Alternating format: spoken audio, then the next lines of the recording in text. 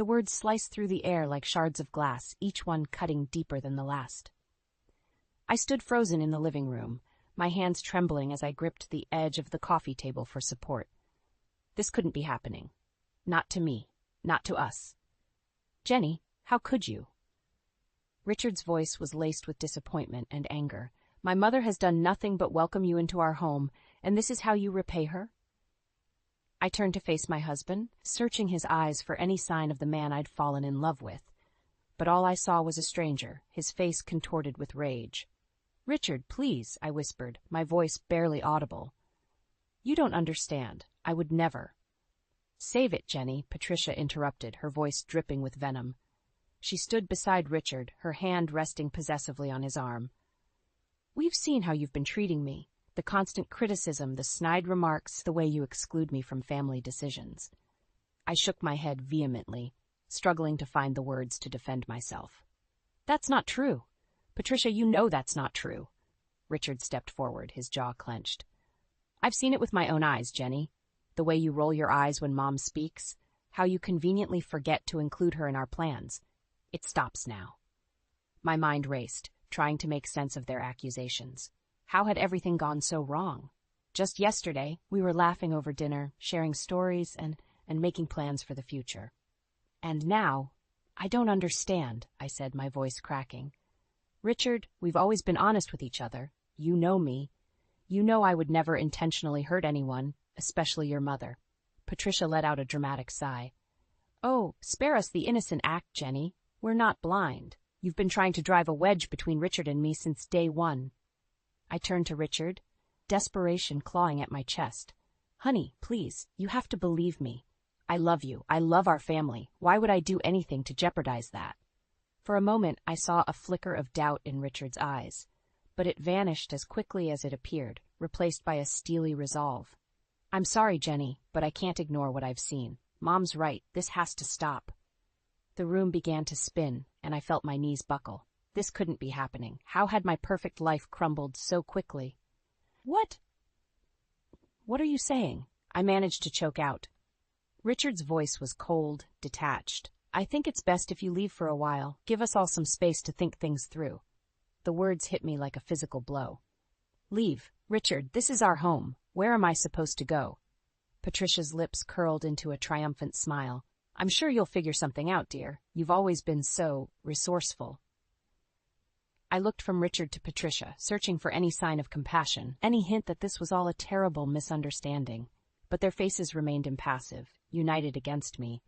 With shaking hands, I reached for my purse. I need some air. I can't breathe.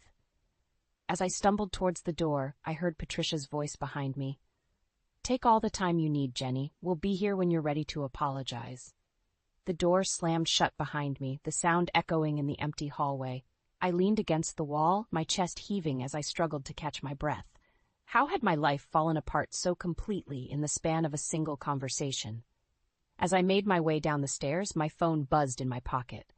With trembling fingers, I pulled it out, hoping against hope to see Richard's name on the screen. Instead, I saw a text from my mother, Mary. Honey, is everything okay? I have a strange feeling. Call me if you need anything. I clutched the phone to my chest, a lifeline in the storm that had become my life. As I stepped out into the cool evening air, I knew one thing for certain. Nothing would ever be the same again. As I sat in my mother's kitchen, clutching a steaming mug of tea, the memories of happier times with Richard flooded my mind. The stark contrast between then and now made my heart ache.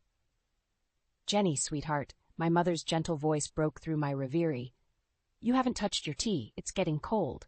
I blinked, forcing myself back to the present. Sorry, Mom. I was just remembering. She reached across the table and squeezed my hand. Tell me about it. Sometimes talking helps. I took a deep breath, the words tumbling out. It wasn't always like this. You know, Richard and we were so happy once. I closed my eyes, transported back to our wedding day. The way Richard looked at me as I walked down the aisle, his eyes shining with love and promise.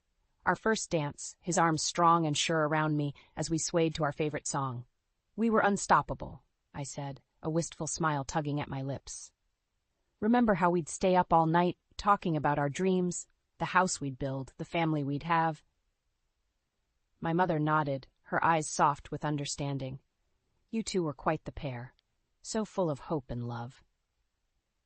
The memory shifted, and suddenly I was reliving our first anniversary.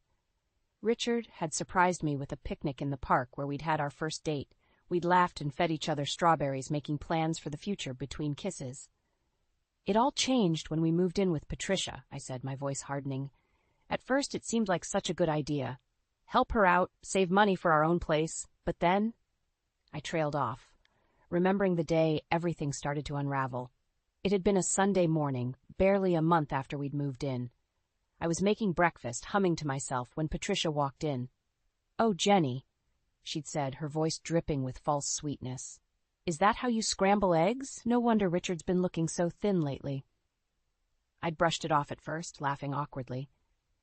But as the weeks went by, the comments became more frequent, more pointed. Nothing I did was ever good enough. I tried to talk to Richard about it, I told my mother, frustration creeping into my voice. But he always defended her, said I was being too sensitive, that it was just her way of showing she cared. My mother's brow furrowed. "And you never told me any of this was happening?" I shook my head, shame washing over me. "I thought I could handle it. I didn't want to worry you." Just then my phone buzzed, a text from Richard. My heart leapt, hope surging through me. Maybe he'd realized his mistake, maybe he was ready to listen. But as I read the message, that hope crumbled to dust. "Jenny, I need you to come back and apologize to Mom. This has gone on long enough." I stared at the screen, disbelief turning to anger. "He wants me to apologize," I said, my voice shaking. "After everything she's done, after the way they treated me, he wants me to apologize." My mother's face hardened. "Oh, honey, I think it's time we had a serious talk about what's been going on in that house." As I began to recount the full extent of Patricia's behavior, the constant criticism, the subtle manipulations, the way she'd slowly but surely driven a wedge between Richard and me, I felt something shift inside me. The hurt and confusion were still there, but alongside them, a new emotion was taking root. Determination. "Mom," I said, my voice stronger than it had been in months, "I think I need a lawyer." My mother nodded, a fierce pride in her eyes. "That's my girl. It's time to fight back." As I picked up my phone to make the call, I caught sight of my reflection in the window. The woman staring back at me wasn't the broken, confused person who'd fled her home yesterday. This woman had fire in her eyes and steel in her spine. Patricia and Richard had no idea what was coming. I stood in Patricia's immaculate kitchen, my hands submerged in soapy water as I scrubbed at a stubborn pot. The sound of the front door opening made me tense, but I forced myself to keep working. It was probably just Richard coming home from work. "Jenny?" Patricia's shrill voice called out. "Where are you?" I closed my eyes, took a deep breath, and plastered on a smile. "In the kitchen, Patricia." She bustled in, her eyes immediately scanning the room. "Oh, you're doing the dishes. How quaint." I bit my tongue, focusing on the task at hand, just trying to keep things tidy. Patricia moved closer, peering over my shoulder. You know, dear, there's a certain technique to getting those pots really clean. Here, let me show you." Before I could protest, she shouldered me aside, plunging her hands into the water. "You see, you need to use a bit more elbow grease. Like this." I watched as she scrubbed vigorously, water splashing onto my shirt. "I think I had it under control, Patricia," she laughed, a high, tinkling sound that set my teeth on edge. "Oh, Jenny, there's no shame in admitting you need help. After all, not everyone grows up learning proper housekeeping skills." The implication in her words was clear, and I felt my cheeks burn. "I'm perfectly capable of cleaning a pot, thank you." Patricia turned to me, her eyes wide with mock innocence. "Of course you are, dear. I'm just trying to help. After all, I want my son to have a comfortable home." I opened my mouth to retort, but the words died on my lips as Richard walked in. "Hey, what's going on in here?" Patricia's demeanor changed instantly. "Oh, Richard, I was just showing Jenny a few housekeeping tips. You know how I love to pass on my knowledge." Richard smiled, oblivious to the tension in the room. "That's great, Mom. Jenny's lucky to have you to learn from." I felt something snap inside me. "Actually, Richard, your mother was just about to start on dinner," Patricia interrupted smoothly. "Jenny, why don't you finish up those dishes while Richard and I catch up?" As they left the kitchen, arm in arm, I gripped the edge of the sink, my knuckles turning white. This couldn't go on. I had to say something. Later that evening, I found Richard alone in our bedroom. "Can we talk?" He looked up from his phone, frowning slightly. "Sure. What's up?" I took a deep breath, steeling myself. "It's about your mother. I think there's been some misunderstandings between us." Richard's frown deepened. "What do you mean?" "Well, sometimes the things she says, they come across as a bit critical." He sighed, shaking his head. "Jenny, we've been over this. Mom's just trying to help. She doesn't mean anything by it." "But Richard, today in the kitchen—" "Look," he cut me off, his voice tinged with frustration. "I know it's an adjustment living with Mom, but she's family. Well, can't you just try a little harder to get along?" I felt like I'd been slapped. "Try harder?" "Richard, I've been trying. But your mother—" "Enough." Richard's voice was sharp. "I'm tired of hearing you complain about Mom. She's been nothing but kind to you. Maybe you're the one with the problem." Tears stung my eyes as I stared at my husband, this man I barely recognized anymore. "How can you say that? Don't you see what's happening?" But Richard had already turned away, his attention back on his phone. "I think you need to do some serious thinking, Jenny, about your attitude and about this family." I stumbled out of the room, my mind reeling. As I passed Patricia's door, I heard her voice, low and smug. "I told you, Richard, she's never been good enough for you." In that moment, something inside me hardened. This wasn't just about dishes or housekeeping tips anymore. This was war, and I was done playing nice. I paced the length of our bedroom, my mind racing. The conversation with Richard last night had left me feeling more alone than ever. How could I make him see the truth about his mother? I needed a plan. A soft knock at the door interrupted my thoughts. "Jenny, are you decent?" Patricia's saccharine voice called out. I gritted my teeth. "Come in, Patricia." She glided into the room, a picture of innocence in her floral dress. "I thought we could have a little chat, just us girls." "About what?" I asked, wary of her sudden friendliness. Patricia perched on the edge of the bed, smoothing her skirt. "I couldn't help but overhear your discussion with Richard last night. I think there's been a misunderstanding." I crossed my arms, steeling myself. "Is that so?" "Oh, yes," she nodded emphatically. "You see, I only want what's best for both of you. Richard's happiness is my top priority." "And what about my happiness?" I countered. Patricia's eyes narrowed for a split second before her smile returned. "Of course, dear. That's why I think it's time we cleared the air. Why don't you tell me what's really bothering you?" I took a deep breath. This was my chance. "Patricia, I feel like you're constantly criticizing me, the way you talk about my housekeeping, my cooking." "Oh, Jenny," she interrupted, her voice dripping with false concern. "I had no idea you felt that way. I was only trying to help. You know, not everyone has the advantage of a proper upbringing." Her words stung, but I pressed on. "It's not just that. The way you interfere in our marriage, always pulling Richard aside for private conversations." "Now, wait just a minute." Patricia's voice hardened. "Are you accusing me of coming between you and my son? After everything I've done for you both?" "That's not what I think I've heard enough." She stood abruptly. "I was willing to extend an olive branch, but clearly you're determined to paint me as the villain." Just then, Richard appeared in the doorway. "What's going on?" I heard raised voices. Patricia's demeanor changed instantly, her eyes welling with tears. "Oh, Richard, I was just trying to make peace with Jenny, but she accused me of trying to ruin your marriage." Richard's face darkened as he turned to me. "Is this true, Jenny?" I felt trapped, cornered by their united front. "No, I mean yes, but not like that. I was trying to explain how I felt." "How you felt?" Richard's voice rose. "How about how my mother feels being attacked in her own home?" "Richard, please," I pleaded. "Just listen to me for once. Your mother—" "That's enough!" he roared. "I've had it with your constant complaints about Mom. She's bent over backward to welcome you into this family, and this is how you repay her." Patricia sniffled dramatically. "It's all right, Richard. I'm sure Jenny didn't mean—" "No, Mom," Richard cut her off. "This has gone on long enough." He turned to me, his eyes cold. "Jenny, I think you need to leave. Now." The world seemed to tilt on its axis. "What? Richard, you can't be serious." "I've never been more serious," he said, his voice flat. "Pack a bag. I want you out of this house in an hour."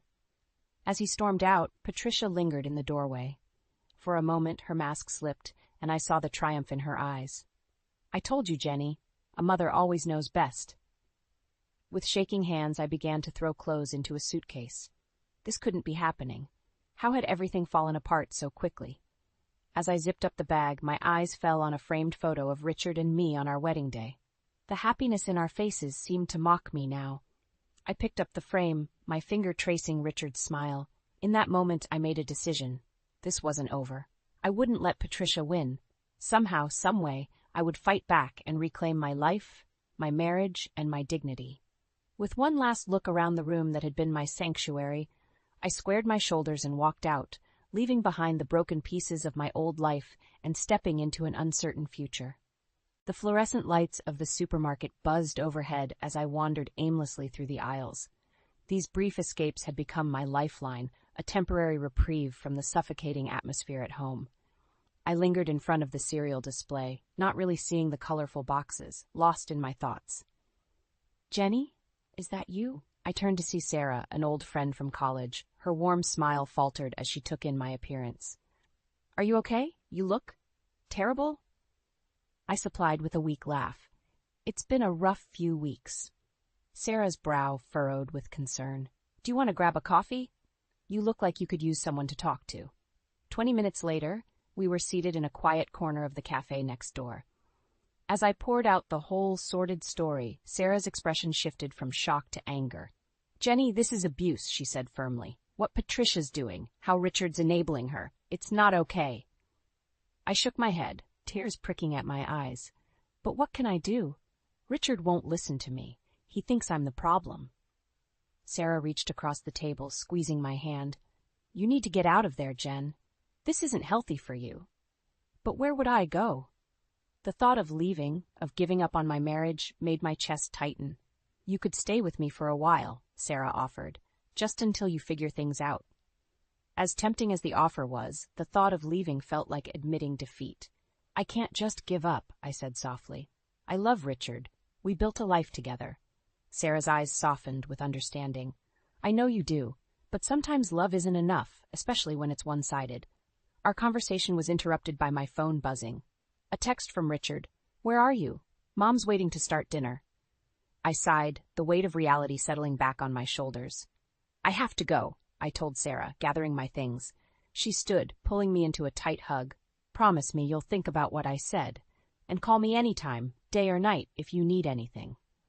I nodded, grateful for her support, and headed back to the house that no longer felt like home.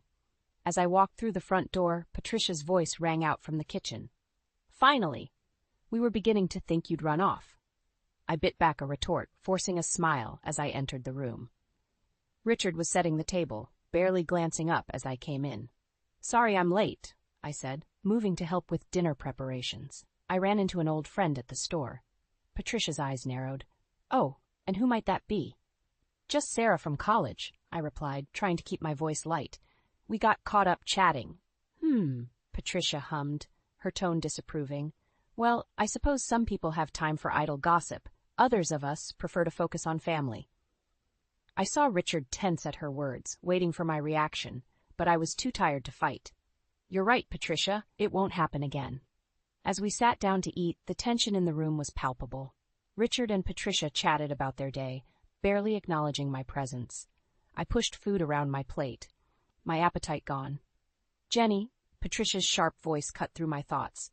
"Aren't you going to eat? After all the effort I put into cooking." I looked up, meeting her challenging gaze. In that moment, something inside me snapped. "Actually, Patricia, I'm not feeling well, if you'll excuse me." I stood abruptly, my chair scraping against the floor.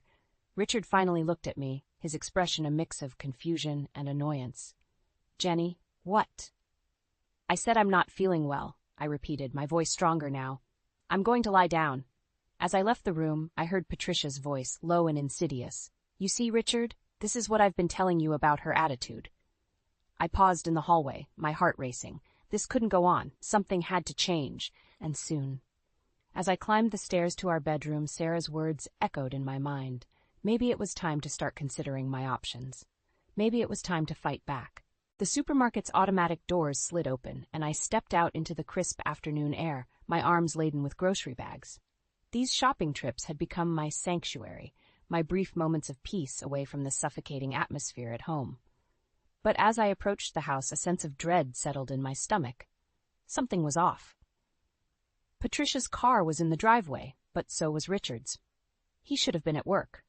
My heart raced as I fumbled with my keys, pushing open the front door. The silence that greeted me was deafening.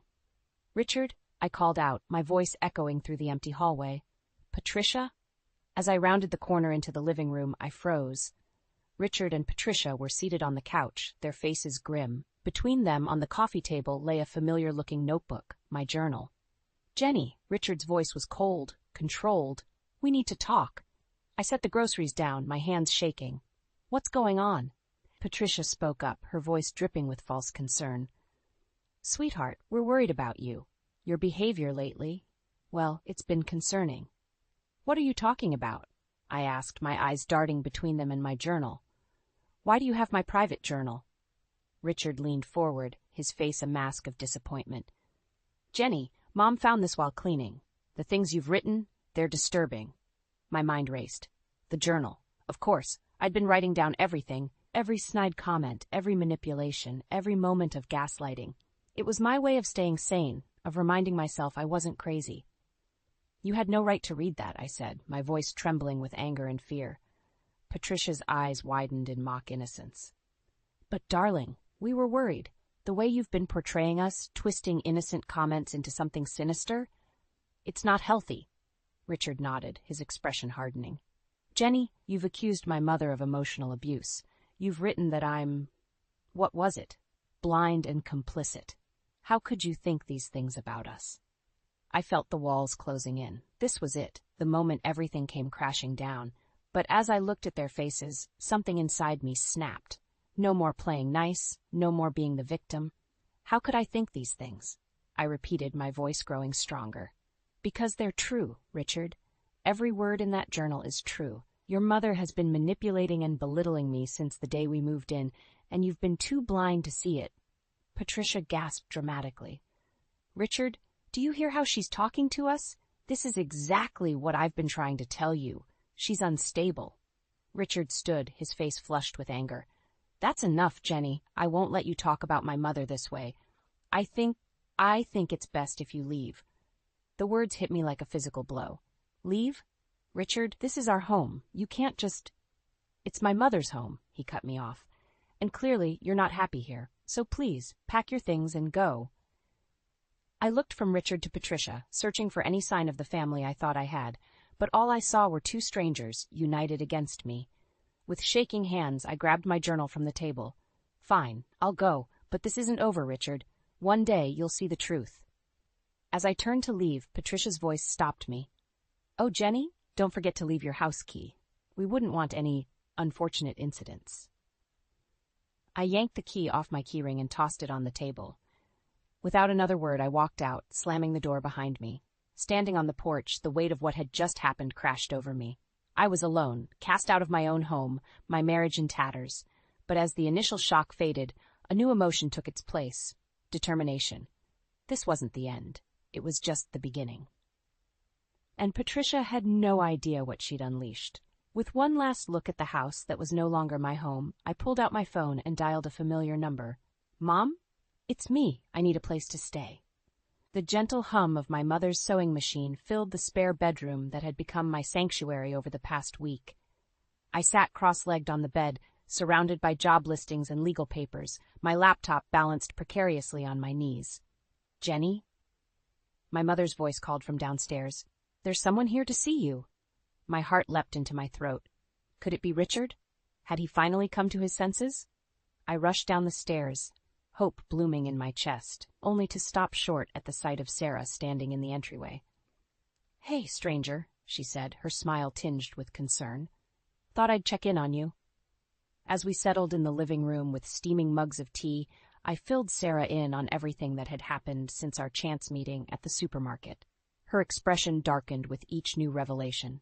"Jenny, this is serious," she said, setting down her mug. "Have you considered legal action?" I nodded, gesturing to the papers scattered on the coffee table. I've been in touch with a divorce lawyer. She thinks I have a strong case, especially with the journal as evidence. Sarah leaned forward, her eyes intense. Good, but I meant against Patricia. What she's done, it's emotional abuse. You could press charges. The thought sent a shiver down my spine. I don't know, Sarah. That seems so final. Isn't that what you want? She asked gently. To be free of her influence? Before I could respond, my phone buzzed. A text from Richard. We need to talk. Can you meet me at the cafe near Mom's house tomorrow at 2? My hands shook as I showed Sarah the message. What do you think? Should I go? She frowned, considering. It could be a trap. Patricia might have put him up to this. Or it could be my chance to make him see the truth, I countered, hope flaring in my chest. Sarah sighed, squeezing my hand. Just be careful, okay? And call me the second you're done. The next day, I arrived at the cafe 15 minutes early, my nerves on edge. As I sipped my latte, I rehearsed what I wanted to say, how I would make Richard understand. At exactly 2 p.m., the bell above the door chimed. I looked up, my heart pounding, to see Richard walk in. But he wasn't alone. Patricia trailed behind him, her face a mask of concern. My stomach dropped. What is she doing here? I demanded as they approached my table. Richard at least had the decency to look uncomfortable. Jenny, please. Mom's worried about you. We both are. Patricia nodded, her eyes brimming with fake tears. Sweetheart, we just want to help. This behavior, these accusations, it's not like you. I felt the walls closing in, my carefully prepared speech crumbling to dust. This is exactly what I'm talking about, Richard. Can't you see what she's doing? He shook his head, frustration etched on his face. All I see is my wife pushing away the people who love her. Jenny, please, come home. We can work this out. For a moment, I wavered. The thought of going home, of things going back to normal, was tempting, but then I caught sight of the triumphant gleam in Patricia's eyes, and my resolve hardened. No, I said, my voice stronger than I felt. I won't come back to that toxic environment. Richard, I love you, but I can't live like that anymore.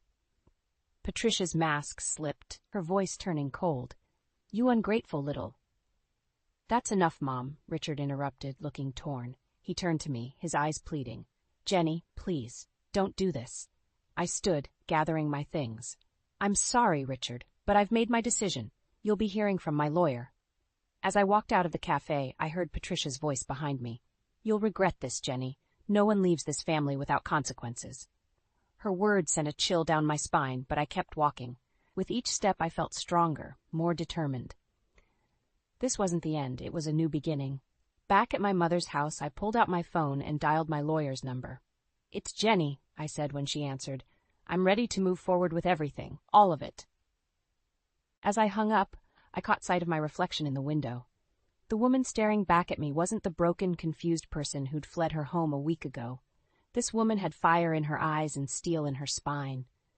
Patricia wanted consequences. Fine. She was about to learn that I could give as good as I got. I stood on the doorstep of Patricia's house, my heart pounding, but my resolve unshakable. The manila envelope in my hand felt heavy with the weight of its contents. Divorce papers, copies of my journal entries, and a restraining order against Patricia. This was it, the moment of truth. I rang the doorbell, steeling myself for what was to come. The door swung open, revealing Richard's surprised face. Jenny, what are you doing here? We need to talk, I said, my voice steady. All of us. Patricia appeared behind him, her eyes narrowing at the sight of me. You're not welcome here anymore. I held up the envelope. Trust me, you'll want to hear what I have to say. Reluctantly, they let me in. As we gathered in the living room, the same room where my world had fallen apart weeks ago, I felt a surge of strength. This time, I was in control. I'll make this quick, I began, pulling out the papers. Richard, these are divorce papers. I'm not asking for much, just what's fair. And this, I held up my journal, is evidence of the emotional abuse I've endured in this house. Patricia scoffed. Abuse? Don't be ridiculous. It's all here, Patricia. Every snide comment, every manipulation, every time you turned Richard against me. And I have witnesses. Friends who saw what was happening. Richard's face paled as he flipped through the pages. Jenny, I had no idea. Of course you didn't, I said softly. You didn't want to see it. But I'm done being silent. I'm done being the victim. Patricia's mask of innocence slipped, revealing the anger beneath. You ungrateful little witch, after everything we've done for you. Enough, Mom, Richard interrupted, his voice sharp. He turned to me, his eyes filled with regret. Jenny, I'm so sorry. I should have listened to you. For a moment, I felt a flicker of the love we once shared, but I knew it was too late. I'm sorry too, Richard, but this is how it has to be. I turned to Patricia, meeting her glare with a calm gaze. And this is for you, a restraining order. You're to have no contact with me, directly or through others. Patricia's face contorted with rage. You can't do this! Richard, tell her she can't do this! But Richard remained silent, still staring at the journal in his hands. I took a deep breath, feeling the weight of the past months lifting from my shoulders. It's done, Patricia. You no longer have any power over me. As I turned to leave, Richard called out. Jenny, wait. Is there any chance we could work this out? I paused at the door, looking back at the man I once thought I'd spend my life with. I'm sorry, Richard, but some things can't be undone. I hope one day you'll understand why I had to do this. With that, I walked out, closing the door on that chapter of my life. As I stepped into the sunlight, I felt a sense of freedom I hadn't experienced in years. My phone buzzed. A text from Sarah. How did it go? Are you okay? I smiled, typing back. It's done. I'm more than okay. I'm free. As I drove away, I caught sight of my reflection in the rearview mirror. The woman looking back at me was stronger, wiser, and more resilient than I'd ever been. Patricia had tried to break me, but instead, she'd forged me into something unbreakable. I thought about the future stretching out before me. Uncertain, yes, but full of possibilities. I had my freedom, my self-respect, and a support system of friends and family who truly loved me. For the first time in months, I laughed out loud, joy bubbling up from deep within. This wasn't an ending. It was a beginning, my beginning, and I couldn't wait to see what came next. As I pulled into my mother's driveway, I saw her waiting on the porch, concern etched on her face. I stepped out of the car, envelope in hand, and gave her a triumphant smile. It's over, Mom, I said, feeling lighter than air. I did it. She pulled me into a fierce hug, and I felt the last of my doubts melt away. I was home, I was loved, and I was finally truly free. The road ahead might be challenging, but I was ready. Because now I knew the truth. I was stronger than any storm life could throw my way, and that knowledge, that was worth everything I'd been through.